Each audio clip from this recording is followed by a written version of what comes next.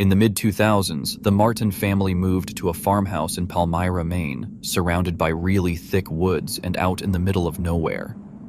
They claimed to have been stalked by mysterious creatures, all in one night, claiming the creatures came from the forest.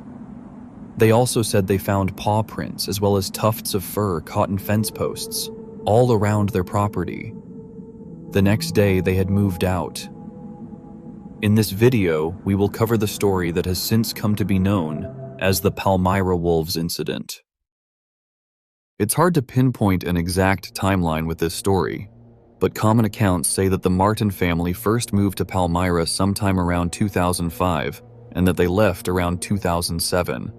It happened when Eric Martin injured his back at his old job. Details vary, but it must have been bad enough that he just couldn't work anymore. The family couldn't stay where they were, so Eric and his wife, Shelley Martin, decided that they would have to move. In the family, there was Eric, Shelley, and their 2 teenage children, Chelsea and Sean Martin, along with their 2 dogs, moved to Palmyra, Maine. This wasn't a move that the family wanted to make, but they had found a farmhouse in Palmyra. It was affordable and big, and surrounded by thick woods. It was basically in the middle of nowhere too, completely isolated. But the Martin family were also looking for a rural, relaxed area where they wouldn't have to worry about the sort of things they did have to think about in their previous home. And, in time, Palmyra, Maine, became their new home. Here's an important detail to note. Eric loved hunting, so he had his prized gun collection that he had also brought with him to Palmyra. When they arrived, though, Shelley was worried about Eric keeping guns in the house, so Eric built a gun rack and placed it out in the shed in their new house's yard, away from the house. Shelley was happy with this, and that's the way they kept things.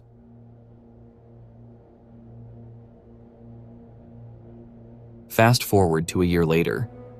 The Martin family had now settled in their new home. Eric and Shelley had grown to have a routine. Every evening they would sit out on their porch, no matter what the weather was like. They did it every evening.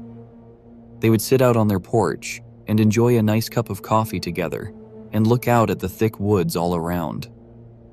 One particular night, while they were doing this, they noticed something.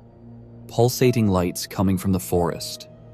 Thinking this could be an illegal poacher or hunter hunting around on their property, Eric went out into the woods with his son, Sean, who was in town visiting at the time.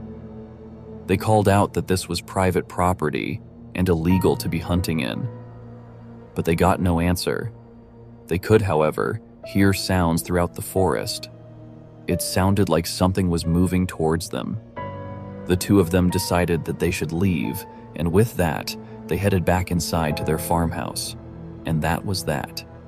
This was the first of the strange and downright terrifying things that would happen to the Martin family while staying in that rural farmhouse in Palmyra, Maine. A month later, their daughter Chelsea took their 2 family dogs out on a walk with her boyfriend, Nathan, who was currently staying over with them. They walked into the woods on their property, and their dogs had stopped at a strange den built out of branches and twigs. This was really strange. The den was pretty big, and not many animals are known to make dens. The dogs were sniffing around the den and around the entrance. And what could they hear from the entrance? Growling. Chelsea and Nathan took the dogs home, not wanting to stay any longer. Later that year, Eric and Shelley Martin were having their usual coffee routine, sitting out on their porch and looking out into the forest.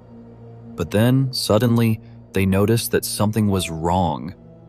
All the animals and wildlife had gone quiet. They were in absolute silence. No crickets or anything else. Eric and Shelley didn't feel right. This was really strange. Sensing danger, Eric got out a flashlight and scanned the property, and what they saw terrified them. 3 massive creatures standing in the fields, staring right at them. They were like wolves, but way too big. And they didn't look like bears either. But they were massive, nothing like any other known Maine wildlife or anywhere. And they didn't come across as clumsy. They seemed intelligent and calculating. Then 2 more emerged. 5 creatures were in the fields, staring right at them. And then they charged. Eric and Shelley sprinted inside, fearing for their lives. They made it inside and bolted every single door and window. Shelley feared for the safety of Chelsea and ran up the stairs to her, where she was in her bed, sleeping. She woke her up and told her what they had just seen, and instantly, Chelsea was terrified. Then they looked out their window and saw the creatures outside, staring up at them. And then, one of them stood upright. It was about 7 feet tall. They could hear the creatures growling as they prowled around their property. Shelley then realized that their 2 dogs were nowhere in sight.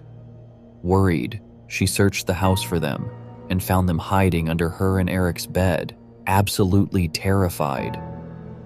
The family didn't know what to do.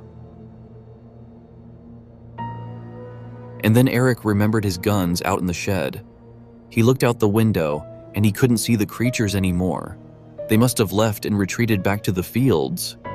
Eric knew that he couldn't defend his family without his guns, so he told Shelley and Chelsea that he was going out to get them. They didn't want him to, telling him it was unsafe. No way he could go out there.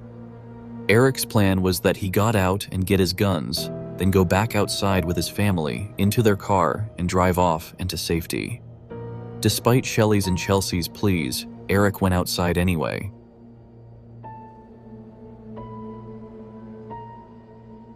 Before going far from his front door, he made sure that the creatures were gone.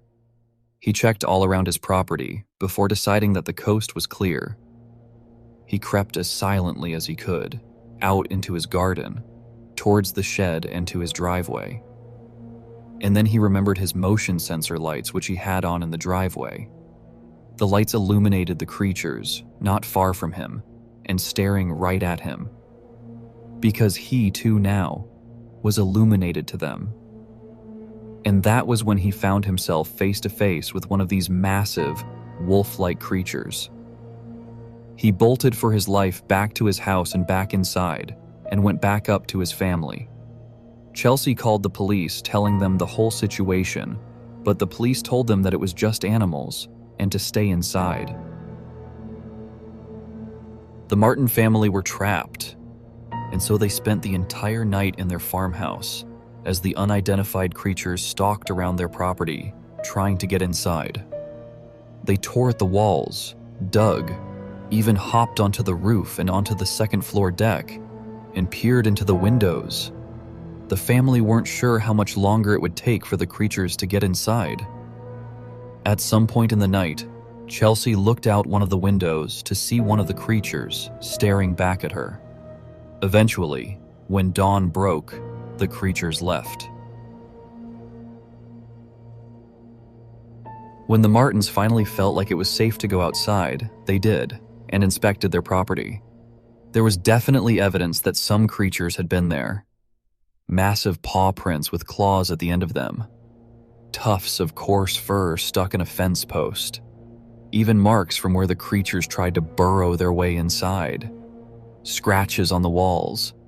It was terrifying how close the creatures were to getting inside. The Martin family sold their property possibly that same day. Not much is known of what happened to them next, but they were away from that farmhouse. This story, which became known as the Palmyra Wolves story, became very well known and became a huge sensation on the internet. There are many theories of what happened in that farmhouse. Some people believe it, and others dismiss it as fiction.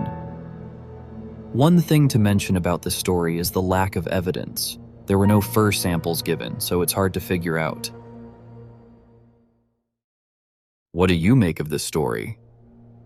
About 20 years since this alleged story took place, we still know very little about it. The truth remains unsolved.